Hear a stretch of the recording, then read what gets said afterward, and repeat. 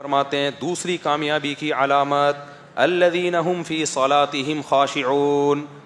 ایمان کے بعد سب سے پہلے کیا ہے؟ اچھا، ایمان میں توحید بھی ہے، اللہ پر ایمان.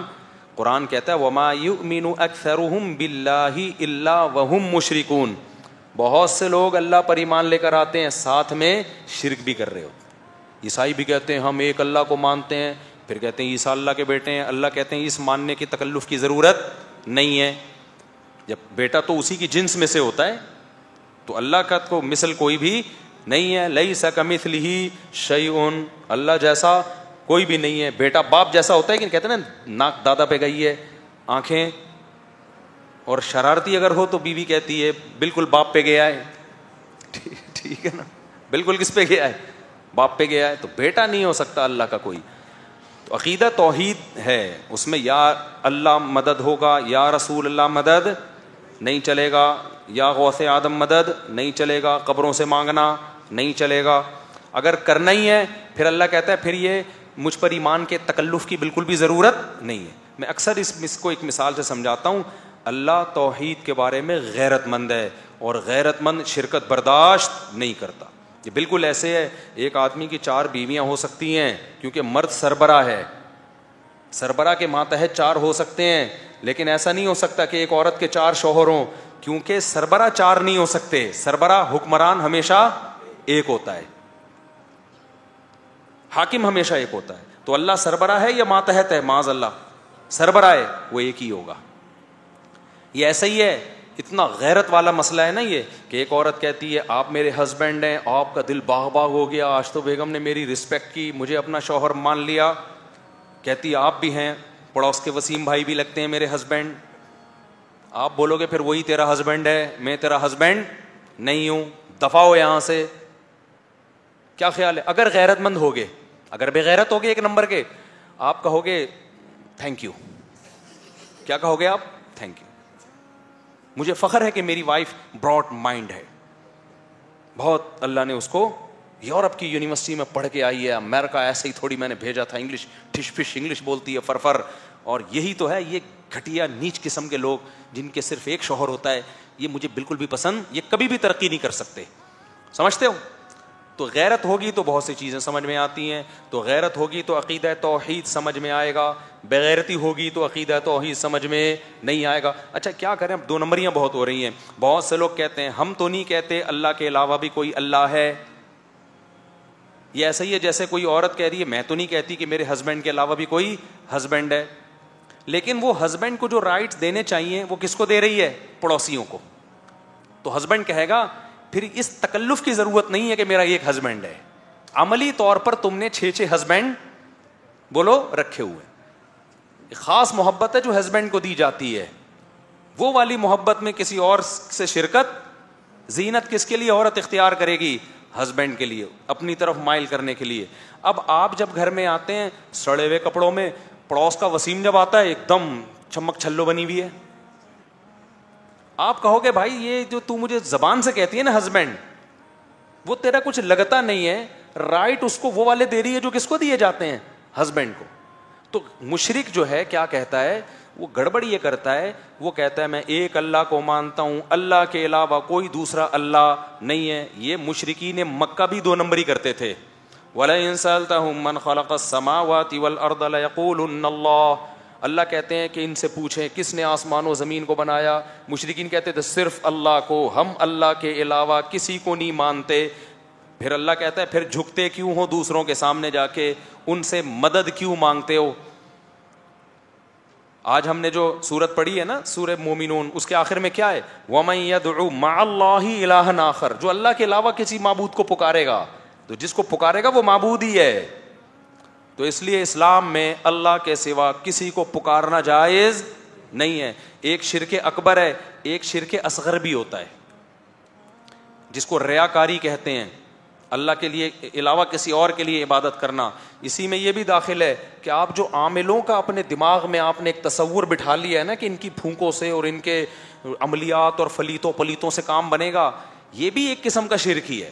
اکبر نہیں ہے، اصغر شرک ہے. یہ ان کمبختوں کے ہاتھ میں کچھ بھی نہیں ہے. نئے نئے لوگ آ جاتے ہیں، بس ایک جملہ میں عامل چاہے دیوبندی ہو، عامل چاہے بریلوی ہو، عامل چاہے اہل حدیث ہو، عامل چاہے رائے ونڈ کا مقیم ہو، عامل کے چاہے 1 سال لگے ہوئے ہوں، عامل چاہے مولانا طارق جمیل صاحب کا علاج کر رہا ہو، عامل چاہے مفتی طارق مسعود صاحب کا علاج کر رہا ہو، عامل چاہے تہجد گزار ہو، قرآن میرے ہاتھ میں ہے، عامل یا تو 2 نمبر ہوگا یا 2 نمبر نہیں ہوگا 1 نمبر، اوپر کی سیٹنگ اس کی آؤٹ ہوگی عملیات کر کے، پورا نارمل نہیں ہوگا. یہ ذہن میں رکھو، اتنا بڑا دعویٰ میں کانفیڈنٹلی ایسا ہی نہیں کر دیتا. تو میرے سامنے نہ بتایا کرو حضرت جی کا علاج کیا تو ابے بلو بنائے حضرت جی کو، چاہے کتنے بڑے حضرت جی ہوں، یہ سب 2 نمبر ہے، منجن ہے، یہ کچھ بھی نہیں ہے ان کمبختوں کے پاس. مفتی موسیٰ روحانی بازی عامل نہیں تھے، یہ میں پھر کئی دفعہ اس کی وضاحت کر چکا ہوں، وہ عامل نہیں تھے، وہ کرامت کے طور پر بس وہ کچھ بھی کر دیا. وہ بعض بزرگوں کی کرامت ہوتی ہے، پھونک لگائی بندہ ٹھیک ہوئی، لیکن یہ والے پھونکوں والی سرکار کی کرامت ہی نہیں ہے کہیں. اتنی کرامت سینٹر تھوڑی کھلتے ہیں پھونکوں کے، اتنے تو مردے حضرت عیسیٰ علیہ السلام نے زندے نہیں کیے، انہوں نے اتنے کوڑ کے مریضوں کو ٹھیک نہیں کیا جتنا یہ کر رہا ہے. تو ہم کرامت کے منکر نہیں ہیں میرے بھائی، لیکن خدا کے لیے عاملوں کے چکر میں اپنی زندگیاں برباد. کچھ عامل 2 نمبر ہوتے ہیں، کچھ ہوتے بزرگ ہیں، عملیات اور فلیتے پلیتے کر کے اوپر کی کھوپڑی خراب ہو چکی ہوتی ہے. ان کو ایسا لگتا ہے آپ پہ چڑیل ہے، ہوتی نہیں ہے، ان کی اپنی کھوپڑی خراب ہو چکی ہوتی ہے. نیک ہوتے ہیں. کھوپڑی صحیح ہونا اور نیک ہونا 2 الگ الگ چیزیں نہیں ہیں، دونوں جمع ہو سکتی ہیں.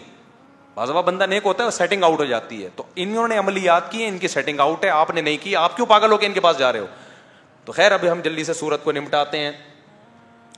میں کھرچ کے نہ کوشش کر رہا ہوں عاملوں کی عقیدت محبت دل سے نکالوں، لیکن نکل نہیں رہی ہے.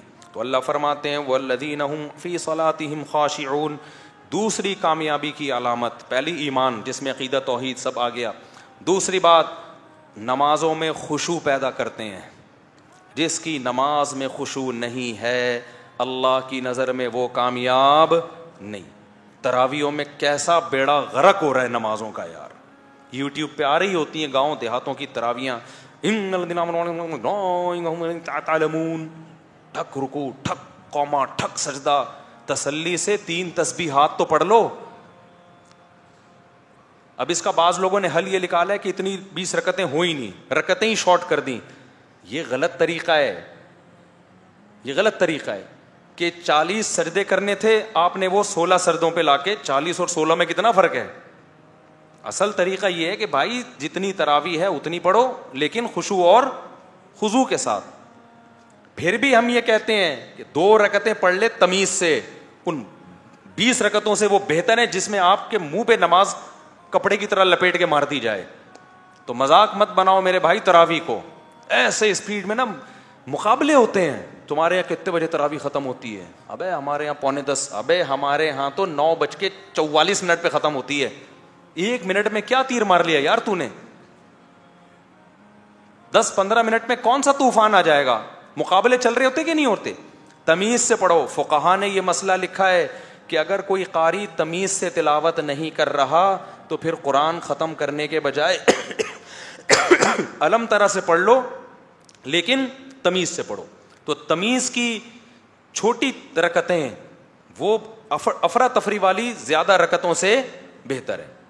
سمجھتے ہو کہ نہیں سمجھتے؟ تو سنت تو 20 رکعتیں ہی ہیں، یہ نہیں کہ اب ان کو چھوڑ دیں، لیکن تلاوت میں کمی کر لیں، مگر تلاوت خشوع و خضوع کے ساتھ ہونی چاہیے. اچھا اس میں بھی 2 انتہائیں ہیں. بعض لوگ تو تکڑ بھاگ رہے ہیں، بعض لوگوں نے اتنی آہستہ اسپیڈ کر دی ہے کہ وہ بھی لوگوں کی طبیعت پر بوجھ بنتی ہے. 4 آدمی تو خوش ہو جاتے ہیں اس سے. دیکھو یہ حرم کا ماحول نہیں ہے یہاں پہ، اب ہر جگہ حرم کی نقل نہیں اتاری جائے گی. اتنی آہستہ پڑھ رہے ہوتے ہیں، یہ بھی حدر میں پڑھنا چاہیے، حدر میں، تاکہ سب لوگوں کے لیے وہ سوٹیبل. کچھ لوگ تو ایسے ہوتے ہیں جن میں بہت خشوع و خضوع ہوتا ہے، وہ کہتے ہیں بہت ٹھہر ٹھہر کے پڑھو.